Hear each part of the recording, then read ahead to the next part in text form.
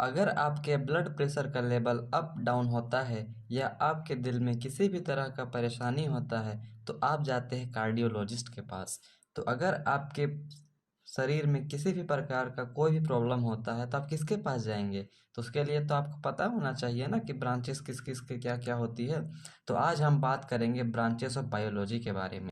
तो चलिए वीडियो को स्टार्ट करते हैं।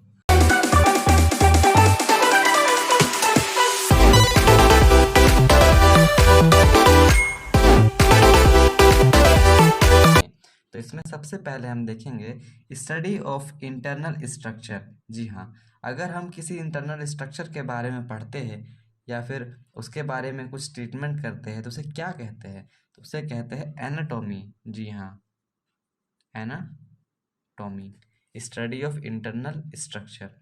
सेकेंड नंबर में आता है स्टडी ऑफ हार्ट। इसके बारे में तो हर कोई जानता है, study of heart. Study of heart मतलब इस हार्ट के बारे में, दिल के बारे में किसने पढ़ा है, क्या पढ़ाई होता है इसके बारे में, पढ़ने वाले को क्या कहते हैं और इसका जो ट्रीटमेंट होता है उस डॉक्टर को क्या कहते हैं। तो उसको तो सब कोई जानता है कि कार्डियोलॉजी कहते हैं। क्या कहते हैं? कार्डियोलॉजी। थर्ड नंबर में आता है स्टडी ऑफ स्किन। जी हाँ, आजकल बहुत सारे लोग स्किन प्रॉब्लम से परेशान होते हैं। किसी के पिंपल्स आ जाते हैं, किसी के ड्राइनेस आ जाता है स्किन में, किसी के ब्लैक हेड्स आ जाते हैं, बहुत तरह के प्रॉब्लम होते हैं। तो स्टडी ऑफ स्किन को क्या कहते हैं? बहुत सारे लोग बोलते हैं कुछ स्किन का प्रॉब्लम आ गया तो कहते हैं कि स्किन स्पेशलिस्ट के पास चलते हैं, लेकिन प्रॉपर कोई नाम नहीं जानता है, क्या बोलते हैं उस ब्रांच को। तो स्टडी ऑफ स्किन को बोलते हैं डर्मेटोलॉजी। जी हाँ, डर्मेटोलॉजी। क्या बोलते हैं? डर्मेटोलॉजी। फोर्थ में आता है स्टडी ऑफ ब्लड। अगर देखा जाए तो ब्लड हमारे पूरे शरीर में फ्लो करता है। जी हाँ, पूरे शरीर में फ्लो करता है। तो ब्लड एक बहुत इंपॉर्टेंट रोल प्ले करता है हमारे शरीर में, जो हार्ट ब्लड को फ्लो करवाता है। तो हमें ब्लड में कोई प्रॉब्लम होता है तो ब्लड की स्टडी को क्या कहते हैं? तो ब्लड की स्टडी को कहते हैं हेमेटोलॉजी।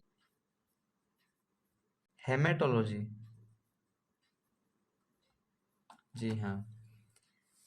5 नंबर में आता है study of heredity and variations. Study of heredity and variations. क्या कहते हैं इसको? Study of heredity and variations को कहते हैं जेनेटिक्स। जी हाँ, इसको कहते हैं जेनेटिक्स। अगर आप जेनेटिक्स के बारे में ज़रा भी जानते हैं तो आपको पता होगा कि अगर मान लीजिए आपके फादर या मदर को सिकल सेल एनीमिया है, मैं कोई भी डिजीज़ के बारे में, आप बहुत सारे डिजीज़ होते हैं लेकिन मैं बात कर रहा हूँ सिकल सेल एनीमिया के बारे में। अगर फादर और मदर दोनों को कुछ परसेंटेज सिकल सेल एनीमिया है तो हो सकता है उसके ऑफस्प्रिंग मतलब उसके सन या डॉटर को भी सिकल सेल एनीमिया हो सकता है। तो ये कैसे होता है? तो ये जेनेटिक से होता है। अगर फादर को है तो वही सेम प्रॉब्लम सन को या डॉटर को आ जाता है तो उसको जेनेटिक्स कहते हैं। फॉर एग्जांपल शुगर आज बहुत कॉमन है। शुगर किसी को, अगर किसी के फैमिली में होता है तो उसके ऑफस्प्रिंग को, उसके सन को, उसके डॉटर को शुगर किसी न किसी को उसके घर में ज़रूर होता है। तो ये जेनेटिक्स के वजह से होता है। 6 नंबर में आता है study of health of female reproductive organs. जी हाँ, यहाँ बात हो रहा है गायनेकोलॉजिस्ट के बारे में। से क्या कहते हैं? गायनेकोलॉजी। जी हाँ, गायनेकोलॉजी। जी हाँ, गायनेकोलॉजी। इसमें फीमेल का सारा रिप्रोडक्टिव पार्ट, इसमें कोई भी प्रॉब्लम होगा तो ये गायनेकोलॉजिस्ट देखती है। 7th नंबर में आता है study of lizards and snacks. अगर आप कहीं भी रहते हैं, कोई गांव वगैरह में रहते हैं, शहर में तो बहुत कम ही देखा जाता है स्नेक्स को, लेकिन लिजार्ड हर जगह हर घर में होते हैं। लिजार्ड छिपकली वगैरह हो गया, वही सबको बोला जाता है। तो इसके बारे में जो स्टडी होता है उसको हम लोग बोलते हैं हर्पेटोलॉजी।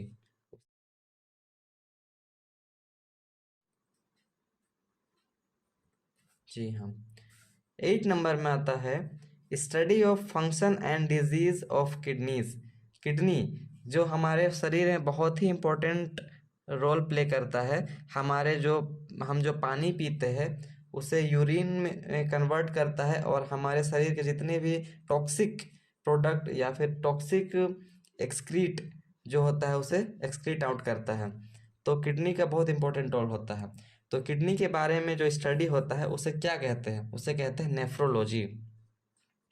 उसे कहते हैं नेफ्रोलॉजी। यहाँ नहीं आ रहा है, नेफ्रोलॉजी उसे कहते हैं। 9 नंबर में आता है study of function and disease of nervous system. Nervous system तो हमारे शरीर का बहुत ही इंपॉर्टेंट पार्ट होता है। नर्वस सिस्टम हमारे हाथ में जो सेंसरी रिसेप्टर्स होते हैं उसके हेल्प से हम फील कर सकते हैं, कोई किसी भी चीज़ का पता लगा सकते हैं। फॉर एग्जांपल, अगर ये कॉपी गर्म है, मान लीजिए आप तवा में हाथ रखते हैं तो वो अगर हीट होता है, उसमें गर्म होता है, तो आपको पता चल जाता है, आप अपना हाथ को खींच लेते हैं। तो ये जो हमारे हाथ में रिसेप्टर्स होते हैं उसके हेल्प से पता चलता है। तो नर्वस सिस्टम का बहुत इंपॉर्टेंट रोल होता है, सिग्नल्स पास होते हैं इससे। तो इसकी स्टडी को क्या कहा जाता है? Study of function and disease of nervous system, इसे क्या कहा जाता है? न्यूरोलॉजी कहते हैं। क्या कहते हैं? न्यूरोलॉजी। न्यूरोलॉजी। 10 नंबर में आता है study of teeth and gums. जी हाँ, स्टडी ऑफ टीथ, दांत। आजकल तो बहुत सारे दांत सड़ जाते हैं, खराब हो जाते हैं, कीड़ा लग जाते हैं और सही से खा नहीं पाते हैं। बहुत सारी प्रॉब्लम्स होते हैं, दांत दर्द आजकल तो बहुत ही कॉमन है। तो स्टडी ऑफ टीथ को क्या कहा जाता है? ओडोंटोलॉजी। क्या कहा जाता है? ओडोंटोलॉजी। 11th नंबर में आता है study of cancers and tumours. आजकल तो ब्लड कैंसर्स, थ्रोट कैंसर्स, बहुत सारे कैंसर्स होते हैं, ब्रेस्ट कैंसर्स और बहुत तरह के कैंसर और ब्रेन ट्यूमर, बहुत तरह के डिजीज होती है। तो जो study of cancers and tumours होता है उसे क्या कहा जाता है? उसे कहते हैं ऑन्कोलॉजी। क्या कहते हैं? ऑन्कोलॉजी। 12 नंबर में आता है स्टडी ऑफ आईज। आई, जी हाँ, आई। आजकल मोबाइल, टीवी, ये सब स्क्रीन देख देख कर हमारे आँख खराब होते जा रहे हैं। जी हाँ, दिन भर आजकल के बच्चे मोबाइल में लगे रहते हैं, पढ़ाई भी मोबाइल में हो गया है, अपना खेलना वगैरह भी मोबाइल में हो गया, अपना ऑफिस वर्क, कोई भी वर्क होता है वो सारा चीज़ मोबाइल, कंप्यूटर, डेस्कटॉप, लैपटॉप, यही सब में होता है, जिससे ब्लू रेज निकलती रहती है और वो हमारे आँखों को इन्फेक्ट करती है, उससे प्रॉब्लम होता है। तो स्टडी ऑफ आइज को क्या कहते हैं? स्टडी ऑफ आइज को कहते हैं ऑफ्थेल्मोलॉजी। ऑफ्थेल्मोलॉजी, जी हाँ, ऑफ्थेल्मोलॉजी। 13 नंबर में आता है study of birds. Study of birds को क्या कहते हैं? तो स्टडी ऑफ बर्ड्स को कहते हैं ऑर्निथोलॉजी। क्या कहते हैं? ऑर्निथोलॉजी। 14th नंबर में आता है study of diagnosis and repair of disorders of locomotory system, जिसमें आता है नीज, जॉइंट्स एक्सेट्रा। अगर आपको पता होगा तो हमारे शरीर में टोटल 360 जॉइंट्स है। अगर आप थोड़ा बहुत भी पढ़े होंगे तो आपको पता होगा 360 जॉइंट्स इन आवर बॉडी। तो इसमें बहुत सारे तरह के पेन होते हैं, बहुत सारे प्रॉब्लम होते हैं, कैल्शियम की कमी से, सोडियम की कमी से और बहुत सारे चीज़ की कमी से इसमें दर्द। आजकल आजकल तो जानते ही है, सारे लोगों का डाइट कितना गलत हो गया है। आजकल हेल्दी फूड कोई नहीं लेता है, सारा फूड जो भी लेता है वो बहुत ही ज़्यादा हार्मफुल होता है। तो नीज, जॉइंट, इन सब की स्टडी को क्या कहते हैं? तो इन सब की स्टडी को हम लोग कहते हैं ऑर्थोपेडिक्स। क्या कहते हैं? ऑर्थोपेडिक्स। यहाँ मैं लिखता हूँ,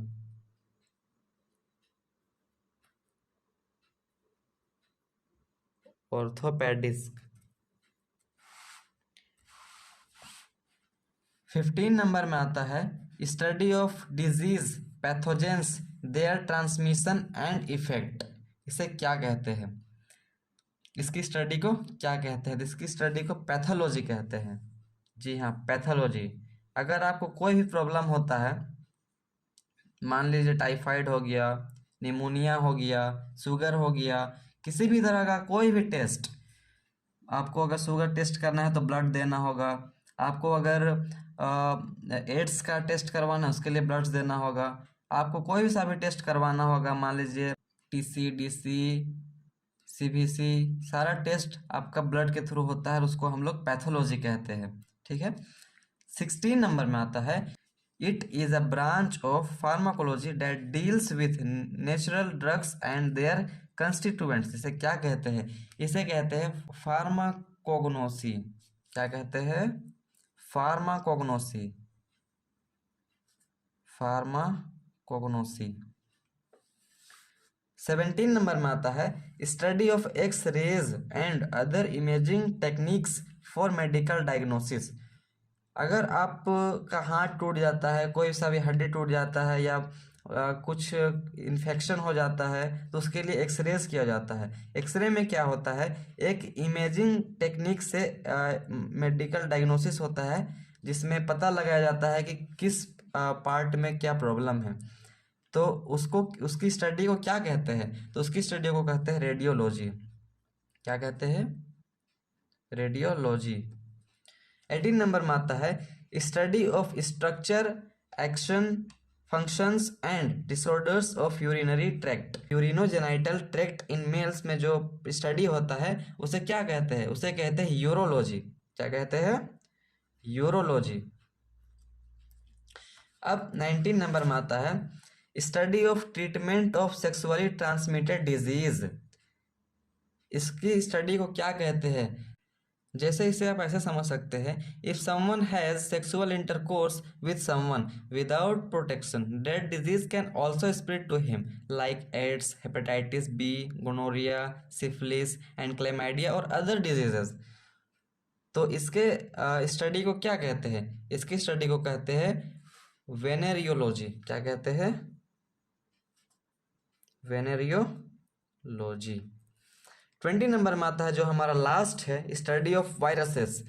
अगर आपको याद होगा, याद तो सभी को होगा, 2020 से स्टार्ट हुआ था जो 21-22 पूरा चला था कोरोना वायरस लॉकडाउन। तो उस वायरस की स्टडी को क्या कहते हैं? उस वायरस की स्टडी को कहते हैं वायरोलॉजी। क्या कहते हैं? वायरोलॉजी। मैं आपको इस वायरस के बारे में एक चीज़ बताने वाला हूँ।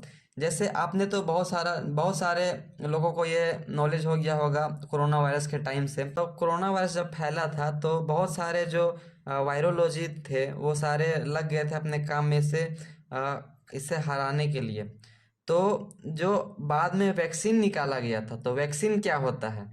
तो वैक्सीन के अगर बारे में आपको पता होगा तो वैक्सीन में होता क्या है? जैसे अगर किसी को कुछ प्रॉब्लम होता है तो कुछ भी ड्रग्स, मेडिसिन, कुछ भी दवाई हम लोग खाते हैं तो वो उसे ठीक कर देता है, ठीक है। लेकिन ये वैक्सीन जो है ये होता क्या है, कैसे काम करता है? जैसे कि टेटनस, ये भी एक वैक्सीन है और कोरोना वायरस का भी वैक्सीन फिलहाल में आया। तो वैक्सीन में होता क्या है?